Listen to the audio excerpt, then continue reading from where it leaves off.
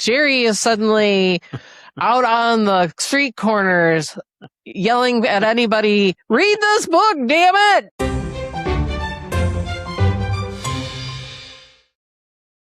Hi, I'm J.E. Sutton Jr. And I'm Jeanne, the one who tries to keep us in check. This is the Co-Authored Life, where we talk about everyday happenings, books, movies, TV, how we're writing, right. Yada, yada. This week, we're going to talk about we're going to talk about some TV and media Lots shows. of TV. Lots of TV and media shows. We're going to talk What's the difference between a TV show and a media show? Media would be streaming, other formats, not necessarily on, like YouTube would be media versus TV, things like that. I just call it TV. We might talk about some books. Yes. And we might even cry a little bit about the Jaguars preseason home opener. And who knows what else we'll talk about because... And we'll see because it could be anything. Yeah. So let's get right into it. Let's talk about what first? Let's talk about the Big Bang Theory sequel. Spinoff, sequel. It's a spinoff. Tell us what you think. Sequel or spinoff? It's a spinoff. Stuart fails to save the universe. Yes. Jeanne fails to keep this podcast on track. We're already off track. So, that's the title. We're already off track. There you go. You've heard it here. So, Stewart Fails to Save the Universe. For those of you who don't know, it is a follow-up spinoff of The Big Bang Theory, featuring several of the secondary characters from the series, including the character of Stewart, who's the comic book store owner, who's put into a situation where he has to go through alternate universes trying to save the universe from just all sorts of craziness. Yes. It's fun because it features Bert, who I thought was kind of always a funny character. The geologist, yep. Yep. And Kripke, who it's hilarious. You gotta love Kripke. He tries. He's such a womanizing little. Right. And Denise, who is the love interest for Stewart, right, who's in the last couple of seasons. So I think we both had sort of mixed reactions. The first episode we thought was pretty good concept, nice concept. They worked in, a little Easter egg with a favorite character, main character from the show in a bit part. Right. And that was fun. But then the second and third episodes were really... Well, the second episode, for sure, we were like, nah, I don't know. Yeah, I don't know about this. Yeah. But the third episode was cute. And I can't remember whether it was the third or fourth episode we thought was probably one of their best. But the challenge, I think, with this series is that...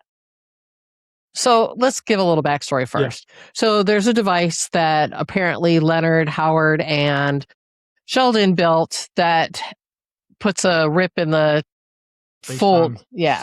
Space-time continuum. Right. So folded worlds, multi-universes. Yep. They touch on that on the Big Bang Theory many times. Yep. So there's this device, and Stewart needs to find this device, which he does in the first episode, but that bounces them around to these different universes. Right. And the first episode starts with him in this hellscape universe where it's post-apocalyptic, everything is terrible, people are dead, destruction, the whole thing. And so he's trying to escape that and put things right. And instead of putting things right, they're just jumping around to different universes where something is wrong in each of these universes. And sometimes it's not apparent immediately. The challenge with the series, I think, though... Yeah, and we've talked about this. ...is because of its half-hour comedic plotting, there's no continuity. So they introduce the new world, introduce what's wrong with it, right, and solve it getting away all in a 28-minute period or whatever it is. And sometimes it feels, the endings feel very rushed, yes, very contrived at times. They don't solve anything, they just sort of escape. And I think there's a lack of coherence between the episodes. It's too episodic for this type of story. Right. And even the Big Bang Theory, I thought, did a better job of stringing an arc around, even though it's very episodic, as comedy shows tend to be.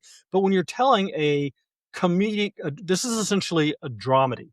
right? Right. So it's a comedy show, but with dramatic elements. You need a little bit more continuity, I think. And it's tough to do that in a 30-minute span with no continuation. They don't have, so far, every single episode is a different world, which means you can't tell a detailed story there. Right. And so I think it suffers from that. Now, having said that, the last episode we watched last week, not this week's episode, but last week's episode, was, I thought, one of their best. Was the whole Stewart's life sort of thing. Oh, yeah. And I thought they did a fantastic job. Where he's in the hospital? Yeah. I thought they did a fantastic job with it. But I don't know what you follow that up with unless you are going to continue unless you're going to have stories that span more than one 30-minute period. I don't know how you can do it, although it has been renewed for a second. Yeah, it has. And one of the things I thought was interesting is that the future Stewart, or the now Stewart, keeps appearing to him or looking in on him to see how he's proceeding. So maybe we'll get more of that side story. And maybe that's how they intend to do some of the sort of cross episode arc telling. Yeah. I hope they do, because there are elements of the show that are fantastic. And the setup is pretty good. I just don't think so far they've really hit their stride in telling the story. Yeah, it is fun to see the cast of The Big Bang Theory doing cameos. The main cast doing cameos. They've done 3 so far. So they've done Raj and Bernadette and Amy Farrah Fowler. Amy Farrah Fowler, yes. So, but different. But different. The same, but different. Same, but different. So it is fun to watch because you do get all those Easter eggs, and they have all these sort of throwback lines or images or themes from the original series. So the favorite parts of the episodes for me, though, I think, is when Stewart walks into his comic book store and those 2 guys, and I don't remember their Neil and Kyle, I think. I don't remember them being in the original series, but they were at the end. Were they? Yeah, because remember, one of them helps take care of the store while he's out doing something. Yeah. Anyway, those 2 characters are kind of funny. Yes, they are, and they're and the recurring throwaway character that they keep, Gary. Yeah, that they keep having bad things happen to. Yes. It's a cute show. I cute. Really don't. I'm not surprised that it was picked up, but I don't know how they're gonna sustain it. Yeah, I think in order to sustain it beyond a second season, they probably have to figure out to solve this problem and tell a more coherent, longer story. Now, don't get me wrong. I'm a huge proponent of episodic TV. One of the biggest problems in modern television is everything's a long story arc. And man, that gets very, very, very tiring after a while because nothing ever gets solved in the episode, right? Yeah. SVU, I'm going to jump all over the place here. SVU did that when Olivia was stalked by that guy. Yeah, and it went on episode after episode. After the second episode, you're like, please get the story over with. It's just very exhausting. Yes. So that's some of the criticism we've had for the later iterations of Star Trek, right? Discovery suffered from that greatly. 13 episodes of just this one long story is just exhausting. It is. I need more episodic content. I need for stories to be told and wrapped up in an hour or 2 hours. Hello, Fahrenheit 451. Yeah. Somewhere between 1950s TV and Fahrenheit 451 would be opportunistic. They have to tell the story in 15 seconds, but they do need to be able to tell it in an hour. I don't mind story arcs. Well, see, I'm wondering should be larger arcs and not the whole story. Do you think Stuart Fails to Save the Universe would be better as a 45-minute show or a 48-minute show or whatever? Yes, because they'd have the time. They would have the time to tell the stories they want to tell. You cannot do it in that 30-minute format that they're using. I get that that it's a comedy show, but it's really not.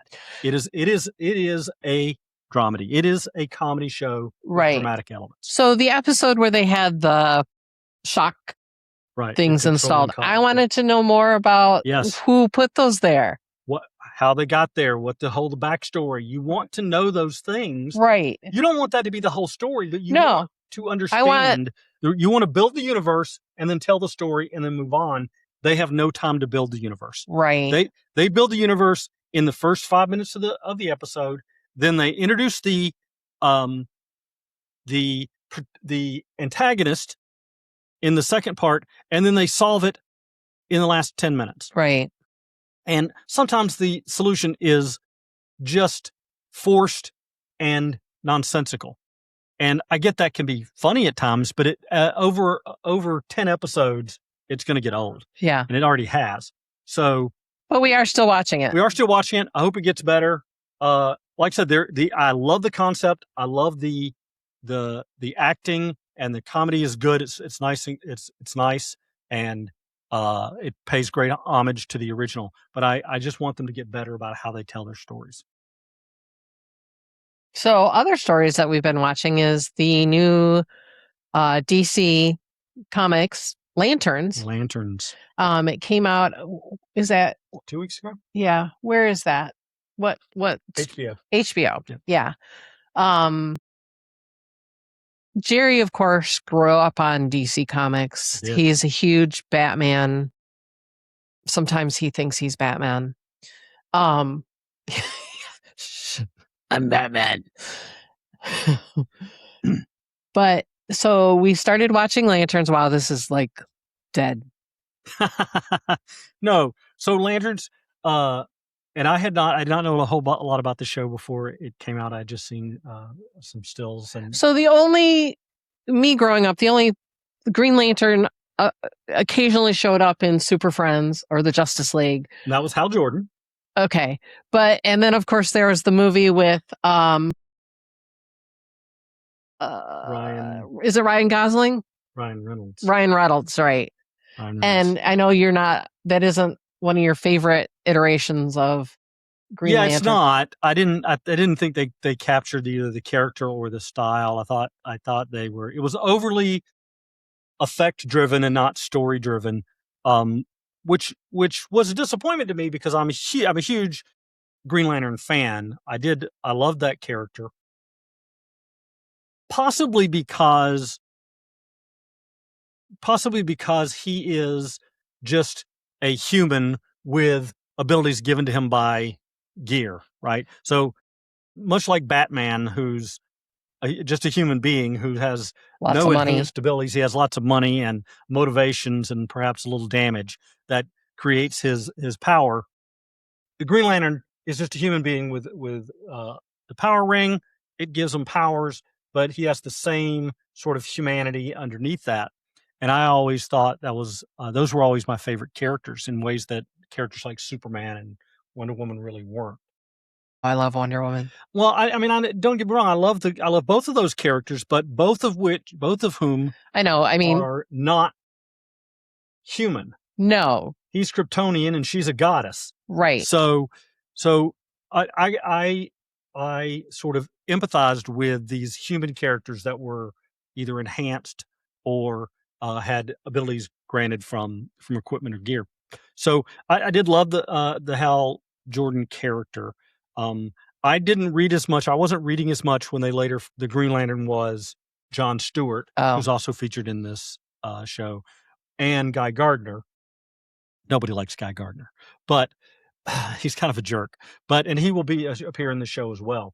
Is that the Nathan Fillion? That's the Nathan Fillion character, is Guy Gardner. So I have a little backstory with it. I'm interested in how they presented it as Hal Jordan aging and at the point of turning over his ring to John Stewart. But the first episode I thought was a little uneven. There was some.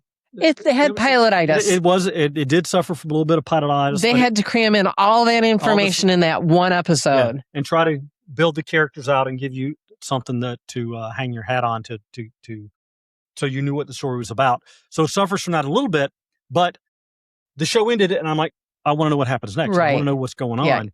And to me, that's successful storytelling, right? If you turn the page and you want to know, if you get to the end of the chapter and you go, well, I got to read the next page because I need to know what's happening. That's good storytelling. And this was good storytelling because when we finished the first episode, I'm like, I want to know more. What's that about? How did this happen? What's going on there? So I think it's well done. And so I want to see where they're going from this and see how the story develops. And some of the themes that they seem to be putting into here may be talking to some of the thoughts I've always had about the character, because the whole theme about Hal Jordan being a man without fear is being challenged in this series as being a symptom of his life and not a virtue, right? The man with no fear is being portrayed as, well, of course he has no fear because he has nothing to lose. So there's nothing to be afraid of. And that is an amazing storytelling technique. Well, yeah, and it's kind of incredibly sad. It is incredibly sad, but it makes you think about the character in a different way, and that's good. That's a good thing, right? Because if that is in fact why he has no fear, then suddenly that becomes less of a virtue and more of a failing, and that makes the character more human, and that's kind of goes back to what I said, what I liked about the show. So about the character. So I'm very, very interested in where they go from here, and we'll see. Jon Stewart, I don't know a lot more about that character, but I'm interested to see how they portray him. And Guy Gardner, from what I've seen so far in the DC universe, they've gotten his character pretty right. He's kind of a jerk. And Nathan Fillion can pull that off. Anyone who's watched Dr. Horrible. Yes. But of course, Nathan Fillion was there. I don't know if it's true, but there were people who thought he was going to be picked to play Jon Stewart? No, they thought he was going to be picked to play Hal Jordan in the Green Lantern movie. That's what people were, I think it was more they were rooting for it. Although I think he was a little old even at the time to play that part, but that's what people wanted. Well, the guy that they have, and I don't know his name, he's the Friday late night football coach. But they're playing a much older Hal Jordan. Yeah. And when they portrayed the past with that character showing how he got the ring, they de-aged him. Which you can do for brief periods of time. The longer that goes on the screen, the more obvious it is. But it was a little uncomfortable, and in the end, 10-year-old past you was much nicer. Yeah. Yeah. So the bottom line, we think that it's a show worth watching. Yes. So if you are a DC fan, or if you're a superhero fan, or you just like Friday Night Lights, that character, then go watch the show. Or Firefly, or Dr. Horrible, or I don't know what the Castle, Rookies. Castle. Oh yeah, Castle. I forgot about Castle. So poor Jerry has to deal with me while we're watching the show of pausing it and turning to him going, I don't even remember what my question was, but I'm always doing this to him. It doesn't matter what we're watching. Yeah. I always assume, there's that word again, assume, that Jerry knows much more about whatever we're watching than I do. So I think some of that is true at times, because we tend to watch shows that I may have read the book. Like we watched the Joe Nesbo TV series about. Did I ask you a lot of questions? You did. Okay. You did. But that was fair because I've read like 6 of the books. Yeah. So I understood who the character was and what all this backstory was. Sometimes, though, you ask me about shows that, I don't know, you did it. Pluribus. Pluribus, you asked about. I'm like, I have no clue. I don't know anything about this story. I think you did the same thing with, what was the other show we watched? Oh, Widow's Bay. You asked me a question. I'm like, I have no clue. This is not anything I've read about. But when we watch shows like Lanterns or Silo, or shows that are based on other material I may have read. Well, I'm the one who introduced you to Silo, and then you read the books. I read the books after we watched the first episode. So yeah, so Lanterns is I think so. We are watching. Yeah, I think it's a worth a watch. Watch at least the first 2 episodes. We haven't seen the second episode yet. That comes out this week. Yeah. Well, 2 days ago. Yeah. Whatever. Friday. I think it's Friday. Sure. Friday Night Lights. I don't know. Anyway, saying. We'll find it. Jeanne will tell you on screen when it comes on. I always love doing that to her. So now she's like, now she's going, damn it, I'm gonna go look that up. Anyway, so what else do you want to talk about? So what else are we watching? We're watching another season of Jaguar football. And I don't know about this season. Although preseason tends to be a little... This feels like last night felt like watching the spinoff. So, for those of you who don't know, it's second preseason game. The Jaguars head coach, Liam Cohen, coming from the Rams coaching tree line, doesn't believe in playing starters in preseason. And I get it. And that's more Keep and more. them safe. Yeah, that's more and more becoming very prevalent in the NFL because you want to see the rookies. You want to see the rookies, first of all. Second of all, most of the things that could happen in a preseason game for your starters are bad. Yeah. Injuries. I mean, you just don't. It's just one, and it doesn't even have to be a contact injury. I mean, one bad step and a veteran could be out for the season, and in a useless game that gave you nothing. Well, and you had mentioned that this is new to me, that these teams are practicing together all week long. Right. So, and in pads, so they're already seeing what the veterans are doing. Right. In a safer situation. Yeah. You still get hurt, but not as, it's not. I want to say self-contained, but that's not.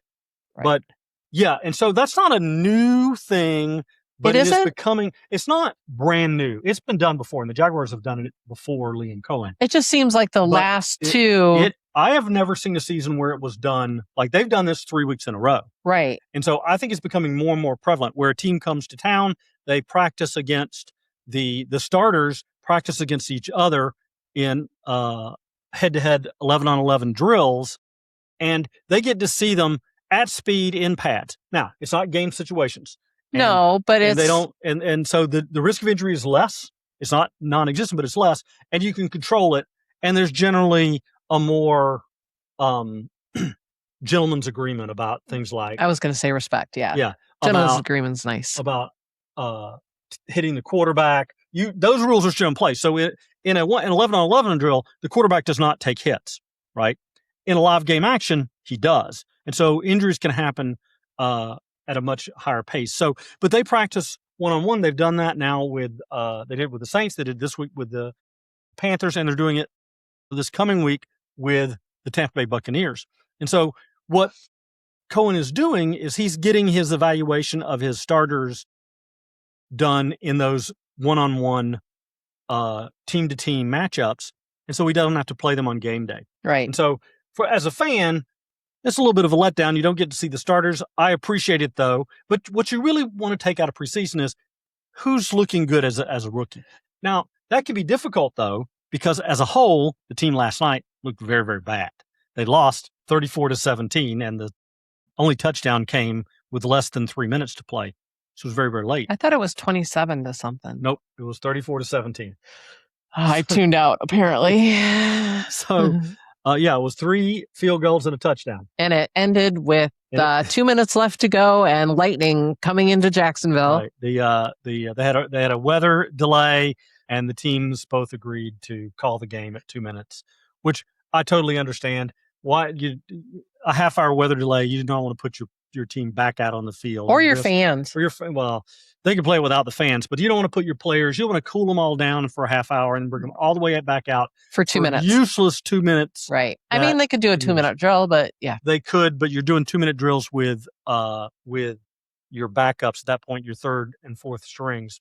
So, but you do get to see individual efforts, whether it's Abdullah, the running back, who did really, really well, or okay, we could talk about Jaguars all the time, and that's not what this podcast is about. Pena, I'm gonna get one thing. The Pena wide receiver who's done really well. So you look for highlights, and that's what we looked at. But it's really difficult not to get depressed when your team loses by 17 points. Yes. So what else is going on? So we are both working our way through the Dungeon Crawler Carl series. Yes. Jeanne is reading book 3. 3. Yep. I just finished book 4, The Gate. Somebody doesn't have a lot to do at work, apparently. No, I read I know. Every time I see him, he's got his face in his Kindle. But and last night I just couldn't put it down. I had to get rid of it. I had to get through it. You had to get rid of it? I had to get rid of it. I had to get it out of my brain, so I didn't want to go to sleep with at the end of that story. So it's really fantastic. It is, and we're going to an event on Saturday, the 24th, at our favorite bookstore in town. Bookstore and More. San Marco Bookstore and More. Yeah. Yeah. There was something I wanted to say about. Well, Jerry is suddenly out on the street corners yelling at anybody, read this book, damn it. Well, it wasn't quite like that. I just convinced one of my coworkers to go and check it out because he, like me, appreciates profane, sarcastic humor, and he is a gamer, so it fits right up his alley. So I did a couple things, including a quote from Donut, Princess Donut, and he was like, "Oh, I got to go check this out." Oh, the Cocker Spaniel? Yeah. Yeah. I don't mind pulling that line because context is everything. But the line is, you will not throw balls at me, Carl. Lob balls at me, Carl. Do I look like a Cocker Spaniel to you? On Matt Dinneman's website, he has a tote with a international no through a Cocker Spaniel. So it's and Donut's fan base called the Donut Holes. Which is a Carl thing. She hates that name. Yes, but the beauty, what I really love about Dinneman's work is that you can see the influences in his work. You can tell he spent time gaming because he has nailed the gaming community and the industry itself. He also does a fantastic job of nailing the personality of cats. Clearly, he is a cat lover. His story is brutal about cats, but in a loving way. And of course, his penchant for Douglas Adams is very obvious in reading the stories. So here's my evangelistic pitch: is if you are a gamer, you love pets, and you are a fan of profane, sarcastic humor, this is the series for you. Go and pick it up. I will tell you that it gets darker as the series progresses, but that seems natural. And I think maybe it just sort of tells that story. Well, what video game doesn't? Well, it does. You're right. It does. As you get closer to end game, the story gets darker and darker. So that's another maybe. Us playing Diablo. Yeah. You're grinding, and then suddenly you're in these quests. You're like, oh my gosh. Well, maybe that could be some of what he's describing. Sounds a lot like Diablo. Maybe he played that game. So, do you have another topic? No. So I do have a last topic we'll do before we go, and that is recently I made a social media post about writing what it was the 50 best thrillers in the 21st century. It was a New York Times article, and it had some fantastic books on there, some of which I'd read 7 of them, I think, out of their 50. And some I disagreed with their rating, some I didn't. But what came out of that post was people saying, well, some of these aren't thrillers. Some of these are mysteries. New York Times, like everybody else, doesn't know what a thriller is. So that was a very interesting topic to me. And so, of course, what did I do? You deep dived. I deep dived into the differences between mysteries and thrillers. And I guess I sort of understood it on a very high level, but it's not black or white though. It isn't black and white, and that's part of the problem. So, as the explanation that I read and that makes sense is that in general a mystery is about solving a past event, right? The crime has happened. The story is about solving that. A thriller is an ongoing crisis or situation. So there may have been murder involved, maybe not, but there's an ongoing threat or escalation of danger, and the thriller is doing that. Somebody else said that the difference was in a mystery, you spend the whole book searching for who the killer is. In a thriller, you reveal the killer on page 8, and then you spend the rest of the book chasing them. And I think it's a little more nuanced than that. Yeah, because sometimes in thrillers, you may be introduced, but you don't know they're the person. Yeah, well, and that makes for a really good book. Yeah, I think a lot of thrillers combine the two, and my books certainly do. They're more mystery, I think, than thriller, but there are thriller elements because the threat is ongoing in my stories. and it's not just about who did it; it's about the ongoing threat. But I think the failsafe program is probably more thriller than cybernetic resonance, where I would say that is more of a mystery, but it does have thriller aspects. That's very black. I'm looking at it very black and white. Like in the failsafe program, you have this thing that's happening, and you're trying to figure out what it is. Well, yes, in the failsafe program, the protagonists, Alan and Layla, are targeted and part of the ongoing crisis, which makes it feel much more like a thriller. Right. Cybernetic Resonance, you're right, is much more traditional mystery. It is an ongoing situation, but other than some skirmishes throughout the book, 2 or 3 of them, they're not in physical danger most of the time, and nobody's hunting them. They're trying to figure out what is going on, who killed this person. That's why I said I thought, you know. It is. I think it is more traditional. And your upcoming book is definitely a thriller. It's definitely a thriller. It's not about a past crime. It's about an ongoing situation, and something that is very topical. Yeah, it's very topical. I really can't wait for the world to get to this book. In fact, we haven't done any editing. Yeah, we have to do editing. We have to get started on that because let me just slam you online now. We have a little bit of we have a time crunch coming up because I want to release this in October, and that means we have to get through our editing process of the next month or so, and we need to get started. So we'll schedule time for that soon. That's your editor going. Yeah, my editor is calling me out because I haven't done it. So because we've been in depth with life and dungeon crawler Carl. Yeah, I don't know. So it can be confusing at times. A lot of editing in this episode. Things don't fit into certain categories, and then when you throw in procedurals, which is another element, and many stories blend elements of all three. That has all of them. And maybe some other things, maybe some sci-fi, which my stories certainly do, since they take place in the near future. Romance. And romance. I think a good story needs to blend more than one genre, but it can be difficult to classify. But you have to classify it in order to make it marketable, and that can be the challenge because you may not be reaching the right audience. So that can be a challenge with a number of writers who aren't writing very, very clear genre-specific books, whether it be romance, fantasy, things like that, or blending those specifically into romantasy, which is very popular these days. But when you're blending mystery, thriller, sci-fi, romance, and all that together, it can be difficult to find an audience, but it can also be a fun read. So that's our pitch. Go read the books. All of them. Every book we've mentioned. So I think that's about it. Do you have any last words? No. Go Jaguars. I hope they do better next week. Actually, I don't care what they do next week. I want them to come out of the gate in September, getting games. So, all right. I think we've reached the end of another episode of The Co-Authored Life. Thanks for tuning in and checking out what's going on in our little corner of the bookstore. Or our corner of the streaming media market, or wherever. Bookstore, or wherever you are. Gaming world. All right. Dumpster. Landfill. Landfill.